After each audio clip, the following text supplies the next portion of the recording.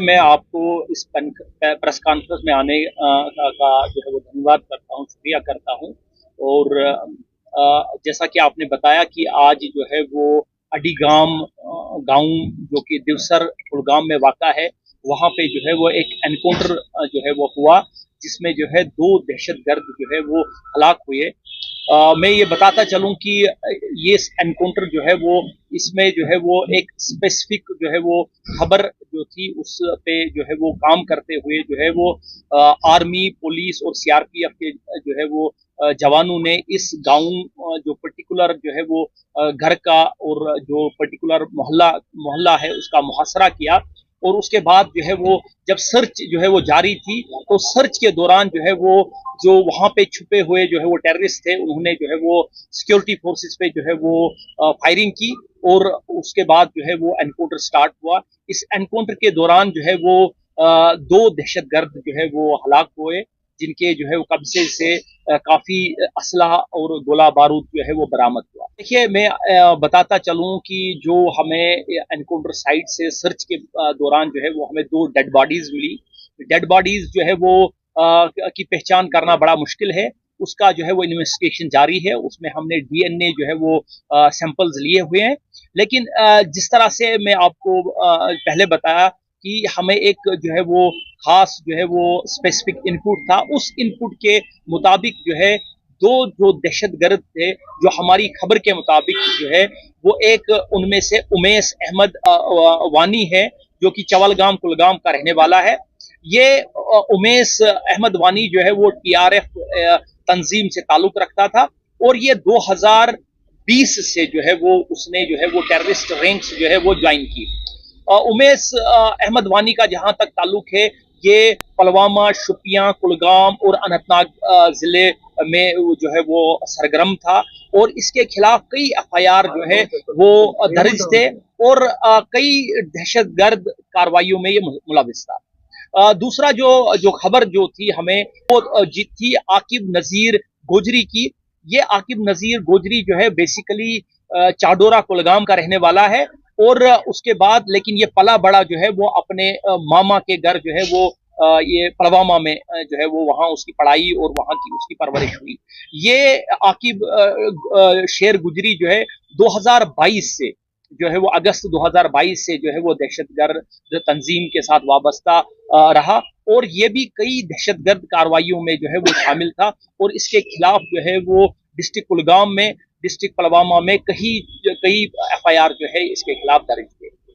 तो ये जो है ये टीआरएफ तंजीम से ये भी वाबस्ता था, और ये पुलवामा, शुपियान, बडगाम, अनंतनाग जिले में जो है वो पिछले 2-2.5 सालों से सरगर्म था। तो सिक्योरिटी फोर्सेस को इनकी जो है वो काफी जो है वो ये रिक्वायर्ड थे बहुत सारे एफआईआर्स में। तो जिस तरह से मैंने बताया कि स्पेसिफिक इनपुट के पे काम करते हुए ये आज एनकाउंटर हुआ, और एनकाउंटर के दौरान जो है ये दोनों जो हमें लगता है कि ये दोनों जो है वो जिनकी डेड बॉडीज हमें मिली, ये दोनों जो दहशतगर्द बचे। और इसके अलावा जो है ये यहाँ साउथ कश्मीर के यूथ्स में काफी जो है वो मोटिवेट करने में जो है वो इनका रोल था कि उनको जो है अपनी तंजीमों में शामिल करने के लिए जो है उसमें भी इनका जो है वो बढ़ चढ़ कर हिस्सा था। देखिए, अभी तक जो हमें जो है हमारी सर्च थोड़ी वहां पे जारी है। अभी तक जो हमें रिकवरी मिली है उसमें 2 AK-47 राइफल्स, 5 मैगजीन, पिस्टल और कुछ और जो है वो असला जो है गोला बारूद वहां से जो है वो बरामद हुआ। मैं आपको ऑपरेशन अड़ीगांव के बारे में ब्रीफ करूंगा थोड़ा सा। बड़े बाकी डीआईजी साहब ने ब्रीफ कर दिया है। पिछले 1 महीने से तकरीबन इंडियन आर्मी और JKP, Jammu and Kashmir police, साथ में मिलकर लश्कर तोयबा के इस ग्रुप के पीछे लगी हुई थी, जो कि कुलगांव में सक्रिय था।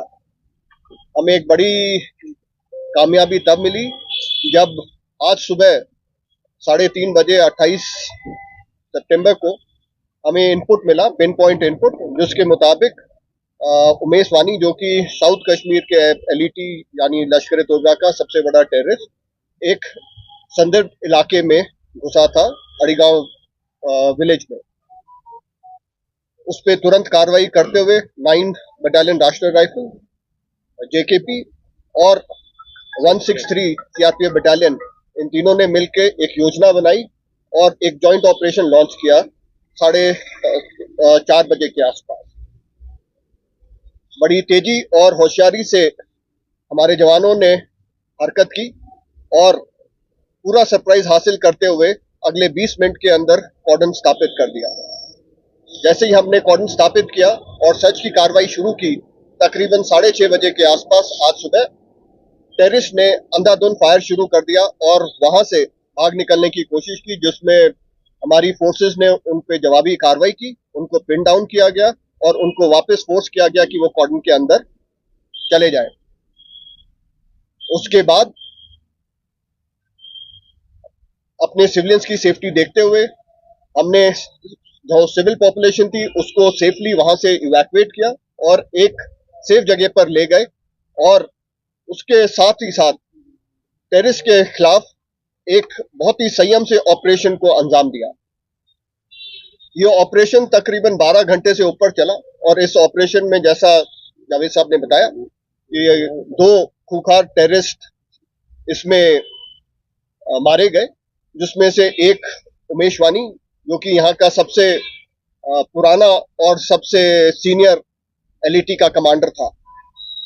मेरे लिहाज से ये एक लश्कर तोयबा के लिए बहुत बड़ा झटका है और इससे उनको उभरने में कुछ समय लग सकता है। हमें इस ऑपरेशन की सफलता का श्रेय मैं एक बार फिर से कुलगाम की जनता को देना चाहूंगा, जिन्होंने न केवल हमें पिन पॉइंट खबर दी, बल्कि पूरे ऑपरेशन के दौरान हमारे को भरपूर सहयोग दिया और सहायता की। आखिर में ये ऑपरेशन अड़ीगांव जो है, ये सिक्योरिटी फोर्सेस की जो कश्मीर में मौजूद है, उनकी सिनर्जी का एक बहुत ही उत्तम एग्जाम्पल है और ये हमारी कश्मीर में शांति बनाए रखने की प्रतिबद्धता को दर्शाता है।